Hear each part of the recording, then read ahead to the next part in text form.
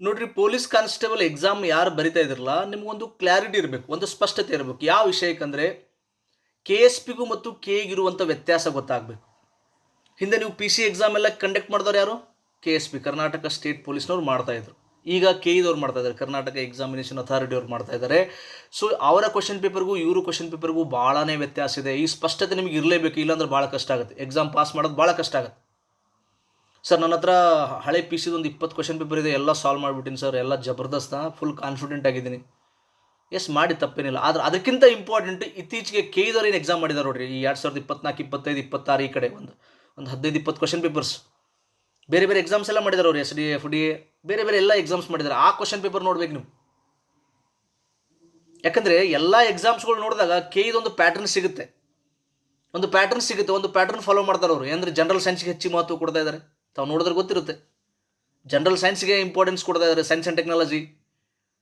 ಆಮೇಲೆ ಭೂಗೋಳಶಾಸ್ತ್ರಕ್ಕೆ ಭಾಳ ಮಹತ್ವ ಕೊಡ್ತಾ ಇದ್ದಾರೆ, ಸಂವಿಧಾನಕ್ಕೆ ಭಾಳ ಮಹತ್ವ ಕೊಡ್ತಾ ಇದ್ದಾರೆ.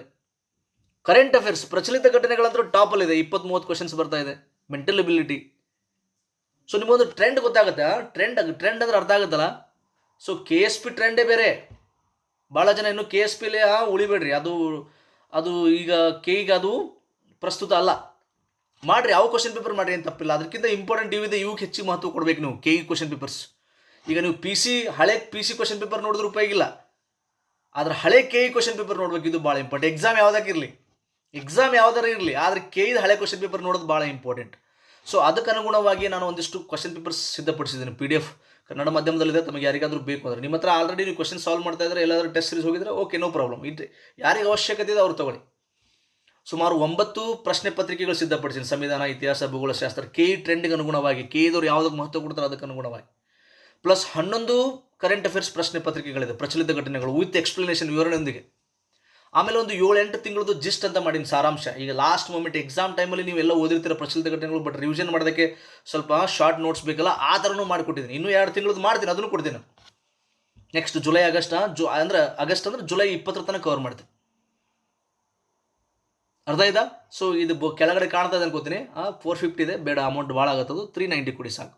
ಏನಿಲ್ಲ, 7026583625 ಈ ನಂಬರಿಗೆ ನೀವು PC ಅಂತ ಟೈಪ್ ಮಾಡಿ ಸಾಕು. ವಾಟ್ಸಪ್, ದಯವಿಟ್ಟು ಯಾರೂ ಕಾಲ್ ಮಾಡಬೇಡಿ. ನೀವು PC ಅಂತ ಟೈಪ್ ಮಾಡಿದ್ರೆ ನಾನು ಕ್ವಶನ್ಸ್ ಕಳಿಸ್ತೀನಿ PDF, ನೀವು ನನಗೆ 390 ಕಳಿಸಿದ್ರೆ ಸಾಕು. ತುಂಬಾ ಇಂಪಾರ್ಟೆಂಟ್ ಇದೆ, 2 ಸಲ ನೋಡ್ಕೊಳ್ಳಿ.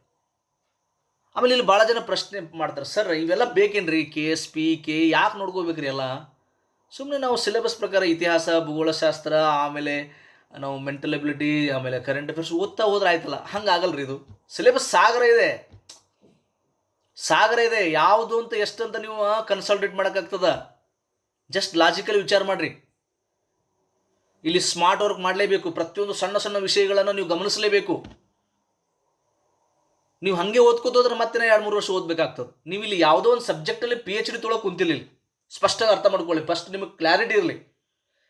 ಸ್ಪರ್ಧಾತ್ಮಕ ಪರೀಕ್ಷೆಗಳ ಕ್ಲಾರಿಟಿ ಇರಬೇಕು ನಿಮಗೆ ಇಲ್ಲಿ PhD ಬೇಕಾಗಿಲ್ಲ, ಇತಿಹಾಸದಲ್ಲಿ PhD ಬೇಕಾಗಿಲ್ಲ, ಸಂವಿಧಾನದಲ್ಲಿ PhD ಬೇಕಾಗಿಲ್ಲ, ಏನೂ ಬೇಕಾಗಿಲ್ಲ. Just you have to clear the exam. ಪರೀಕ್ಷೆ ಪಾಸ್ ಮಾಡಬೇಕು. ಅದಕ್ಕೆ ಏನು ಬೇಕು ಅದು ಮಾಡ್ಕೋಬೇಕು. ಅರ್ಥ ಆಗ್ತಿದೆಯಾ? ಸೊ ಹೀಗಾಗಿ ಆ ಕ್ವಶನ್ ಪೇಪರ್ ಅನಾಲಿಸಿಸು, ಇತ್ತೀಚಿನ KE ಕ್ವಶನ್ ಪೇಪರ್ಸು, ಆ ಥರ ಎಲ್ಲ ಮತ್ತೆ ಬೇರೆ ಏನಾದರೂ ಒಂದು ಹೊಸದಿರುತ್ತೆ. ಸಣ್ಣ ಸಣ್ಣ ವಿಷಯಗಳನ್ನೇ ನೀವು ಗಮನಿಸಬೇಕು. ಯಾಕಂದರೆ ಈ ಸಲ ಕಾಂಪಿಟೇಷನ್ ಕೂಡ ಹೆಚ್ಚಿದೆ. ವಯೋಮಿತಿ ಸಡಿಲಿಕೆ ಮಾಡಿದ್ದಾರೆ. ಸುಮಾರು 3 ಲಕ್ಷಕ್ಕಿಂತ ಹೆಚ್ಚಿಗೆ ಬರ್ತದೆ ಅಪ್ಲಿಕೇಶನ್. ಮತ್ತೆ ಯಾಕಂದರೆ ಈಗ ಡೇಟ್ ಎಕ್ಸ್ಟೆಂಡ್ ಮಾಡಿದ್ರೆ ಮತ್ತೆ ಅಪ್ಲಿಕೇಶನ್ ಹಾಕೋದಕ್ಕೆ ಭಾಳಷ್ಟು ಜನರಿಗೆ ಅವಕಾಶ ಸಿಕ್ಕಿಲ್ಲಂತೆ. ಸೊ ಇವೆಲ್ಲ ಫ್ಯಾಕ್ಟರ್ಸ್ ಇರ್ತವೆ, ಇವೆಲ್ಲ ಸಂಗತಿಗಳು ಇರುವುದರಿಂದ ನೀವು ಇದನ್ನೆಲ್ಲ ಸೂಕ್ಷ್ಮತೆಯಿಂದ ನೀವು ಸ್ಟಡಿ ಮಾಡಲೇಬೇಕಾಗತ್ತೆ. ಸೊ ಸ್ಪಷ್ಟವಾಗಿ ಅರ್ಥ ಮಾಡ್ಕೊಳ್ಳಿ. ಮತ್ತೆ ಹೇಳಿದ ಅದನ್ನು ಕ್ಲಾರಿಟಿ ಇರಲಿ. KSPಗೂ ಮತ್ತು KEಗೂ ಭಾಳ ವ್ಯತ್ಯಾಸ ಇದೆ. ನಿಮ್ಮ ಪ್ರಿಪ್ರೇಷನ್ KEಗೆ ಅನುಗುಣವಾಗಿರಲಿ. ನೀವು ಆಲ್ರೆಡಿ KEಗೆ ಅನುಗುಣವಾಗಿ ಪ್ರಿಪ್ರೇಷನ್ ಮಾಡ್ತಾ ಇದ್ದೀರಾ, ವೆರಿ ಗುಡ್, ಸೂಪರ್. ನೀವು ಒಳ್ಳೆ ಟ್ರ್ಯಾಕಲ್ಲಿ, ಸರಿಯಾದ ಟ್ರ್ಯಾಕಲ್ಲಿ ಇದ್ದೀರಾ. ಬಟ್ ಇನ್ನೂ ಯಾರು ಮಾಡಿಲ್ಲ ಅವರಿಗೆ ನನ್ನ ವಿಡಿಯೋ ಹೆಲ್ಪ್ ಆಗಲಿ ಅಂತ ನಾನು ಹೇಳ್ತಾ ಇದ್ದೇನೆ, ನಾನು ಎಚ್ಚರಿಸ್ತಾ ಇದ್ದೇನೆ. ಸೊ ಇಲ್ಲಿ KSP ಇರ್ರಿಲೆವೆಂಟ್. ನೀವು ಹಳೆ ಕ್ವಶನ್ ಪೇಪರ್ ನೋಡ್ತೀರಾ, ನೋಡಿ, ಏನು ಪ್ರಾಬ್ಲಮ್ ಇಲ್ಲ. ಆದರೆ ಅದಕ್ಕಿಂತಲೂ ಭಾಳ ಮಹತ್ವವಾಗಿರುವಂಥದ್ದು KEದು. ಸೊ ನೀವು ಇಲ್ಲಿ PC ಎಕ್ಸಾಮ್ ಬರಿತಾ ಇಲ್ಲ, KE ಎಕ್ಸಾಮ್ ಬರಿತಾ ಇದ್ದೀರಾ. ನೀವು PC ಎಕ್ಸಾಮ್ ಬರಿತಾ ಇಲ್ಲ, KE ಎಕ್ಸಾಮ್ ಬರಿತಾ ಇದ್ದಾರೆ ಅಂತ ತಲೆಯಲ್ಲಿ ಇಟ್ಕೋಬೇಕು. ಅದಕ್ಕೆ ಅನುಗುಣವಾಗಿ ನಾನು ಕ್ವಶನ್ಸು ಕೂಡ ತೆಗೆದಿದ್ದೀನಿ. ಆ PDFಗಳು ತೊಗೊಳ್ಳಿ, ಒಂದು 2-3 ಸಲ ಸಾಲ್ವ್ ಮಾಡ್ಕೊಳ್ಳಿ. ತುಂಬ ಸಾಲಿಡ್ ಕ್ವಶನ್ಸ್ ಇದೆ. Okay, all the best for your exams. ಮತ್ತೆ ಮುಂದಿನ ವೀಡಿಯೋದಲ್ಲಿ ಸಿಗ್ತೇನೆ. ಥ್ಯಾಂಕ್ ಯು, ಧನ್ಯವಾದ.